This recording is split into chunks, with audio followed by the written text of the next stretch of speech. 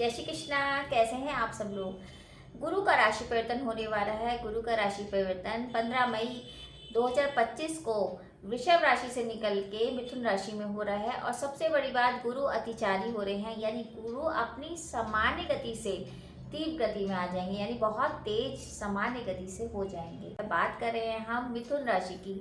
मिथुन राशि वालों के लिए गुरु का अतिचारी होना और गुरु का राशि परिवर्तन कैसा रहेगा। गुरु है क्या? गुरु ज्ञान है, गुरु पालन करता है, गुरु धन है, गुरु एक तरह की शिक्षा है, गुरु एक किसी को कन्विंस करने की पावर है। अगर आपका गुरु अच्छा है तो आपके अंदर ये सारी गुण विराजित होते हैं। लेकिन वहीं अगर आपका गुरु अच्छा नहीं होता तो वहाँ आपको संकट का सामना करना पड़ता है। एजुकेशन नहीं होती है, शिक्षा नहीं होती, ज्ञान नहीं होता, सोचने समझने की शक्ति खत्म हो जाती है अगर आपका गुरु अच्छा नहीं होता। तो अब जब राशि परिवर्तन करेंगे तो कैसा रहेगा। देखिए, गुरु इस साल में 3 बार राशि परिवर्तन करेंगे। हालांकि सामान्यतः वो साल भर में 1 बार राशि परिवर्तन करते हैं, लेकिन अभी पहले गुरु मिथुन राशि में जाएंगे, उसके बाद अक्टूबर में चले जाएंगे कर्क राशि में, वहीं वक्री होकर फिर दिसंबर में दोबारा से मिथुन राशि में आएंगे। तो अब कैसा रहेगा। देखिए, गुरु कहाँ जाने वाले हैं। गुरु आपके तीसरे भाव में, यानी आप ही की राशि में आ रहे हैं, क्योंकि मिथुन राशि है तो आप ही की राशि में आ रहे हैं। और गुरु वहां से जब आपके लग्न में आएंगे, यानी कि व्यय भाव से आपके लग्न में जब आएंगे तो आपके अंदर एक ऑरा तो बहुत अच्छा होगा। फिर गुरु जब आपके लग्न में आएंगे तो आपका रुतबा बढ़ेगा, आपका ज्ञान बढ़ेगा। और फिर व्यय भाव से निकल के जब आपके लग्न में आएंगे तो कहीं ना कहीं आपको प्रॉफिट ही होगा। आपके जो रुके हुए काम थे वो गुरु कराएंगे। साथ में गुरु की 3 दृष्टियां भी हैं। 3 दृष्टियां कौन सी हैं? 5वीं, 7वीं और 9वीं दृष्टि। फिर जब गुरु लग्न में बैठ जाएंगे तो कहते हैं ना, गुरु अगर लग्न में है, केंद्र में है, तो सारे दोषों का नाश करते हैं।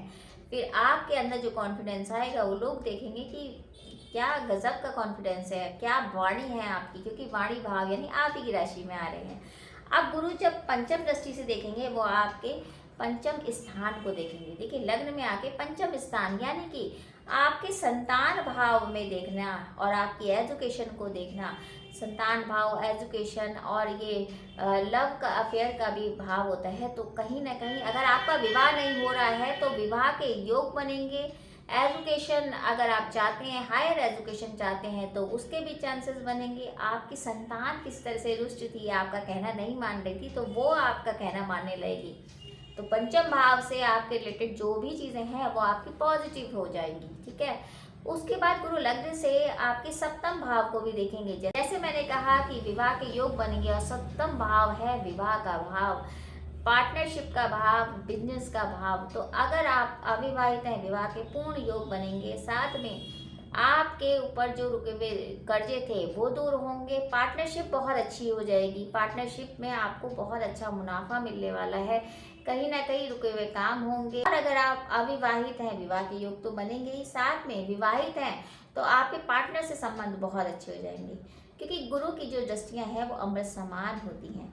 उसके बाद जो 9वीं दृष्टि जा रही है, नवम भाव पे जा रही है, यानी धर्म क्षेत्र पे। धार्मिक बनेंगे, धर्म से रिलेटेड काम करेंगे, यात्राओं से लाभ होगा, माता पिता पक्ष से आपको लाभ होगा, यात्राओं में बहुत ज़्यादा आपको प्रॉफिट होगा। और सबसे बड़ी बात, बिजनेस में आपके मुनाफा होगा। आप नई शुरुआत कर सकते हैं। धार्मिक तो आप बनेंगे ही बनेंगे, धर्म से रिलेटेड काम भी करेंगे। और पिता पक्ष से आपको काफ़ी फायदा होने वाला है। तो यानी कि नवम भाव से रिलेटेड भी आपको बहुत अच्छा फल मिलेगा। तो तीनों दृष्टियां मैंने बताई। और लग्न में जब गुरु आएंगे तो रुतबा तो बढ़ेगा ही बढ़ेगा, और आपके खर्चों पे भी नियंत्रण होगा, क्योंकि अभी वो व्यय भाव में थे तो खर्चे बहुत करा रहे थे। लेकिन अब खर्चे होंगे, लेकिन होंगे वो सही तरीके से, यानी कि पैसा सही तरीके से लगेगा आपका। तो ये तो था गुरु का राशि परिवर्तन। जब मिथुन राशि में आएंगे तो किस तरह से आपके जीवन में बदलाव आएंगे, बाकी ये गोचर करना है। तो अगर आपको कुछ समझ में नहीं आता है तो आप कमेंट्स बॉक्स में मैसेज भी कर सकते हैं, क्योंकि बहुत सारी चीज़ें देखी जाती हैं कि आपके चार्ट में गुरु की स्थिति कैसी है। तो अब अगर हम उपायों की बात करें तो आपको विष्णु सहस्त्र नाम का पाठ करना है, गजेंद्र मोक्ष का पाठ करना है। और साथ में आप ये ध्यान रखिए, कोई ऐसे गुरु को देखिए जो आपको सही गाइड कर पाए, सही डिसीजन दे, जो आपको सही गाइड कर पाए और सही डिसीजन में आपकी सहायता कर पाए।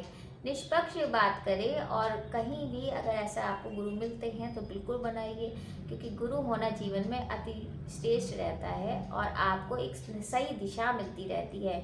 बाकी अगर आपके गुरु नहीं हैं तो इष्ट की सेवा करिए, इष्ट की पूजा करिए, वो भी गुरु का ही रोल अदा करते हैं और आपको सही दिशा, सही मार्गदर्शन दिखाते हैं। बस इतने ही उपाय कर लीजिए।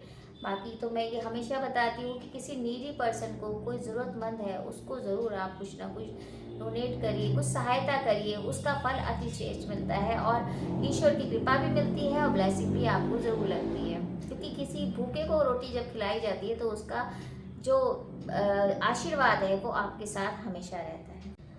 और ध्यान ये रखिए, अगर वहीं आप इन चीज़ों के, जैसे आपको प्रॉफिट तो नज़र आ गए कि ये पॉजिटिव होगा, लेकिन वहीं अगर आप सोचते हैं कि इलीगल काम कर लेते हैं या जल्दी से पैसा कमा लेते हैं, तो वहाँ आपको भुगतना भी पड़ सकता है, क्योंकि शनि भी तो मीन राशि में है। तो इस बात का ध्यान रखिए कि ऐसा ना हो कि आप जल्दी में, और आपके अंदर कॉन्फिडेंस आए और ओवर कॉन्फिडेंस के कारण आप जल्दी में कुछ ऐसा डिसीजन ले लें जिससे कि गुरु की जो ज्ञान की क्षमता है वो खत्म हो जाए और आप अज्ञानी बन जाएं। तो इस तरह की चीज़ें ना करिए, इतना ही ध्यान रखिए। बाकी यही उम्मीद करी जाए कि ये गुरु का राशि परिवर्तन आपके लिए बहुत अच्छा जाए, सारी मनोकामना आपकी पूर्ण हो। और अगर छोटी सी जानकारी अच्छी लगे, वीडियो ज़रूर शेयर कीजिए। जय श्री कृष्ण।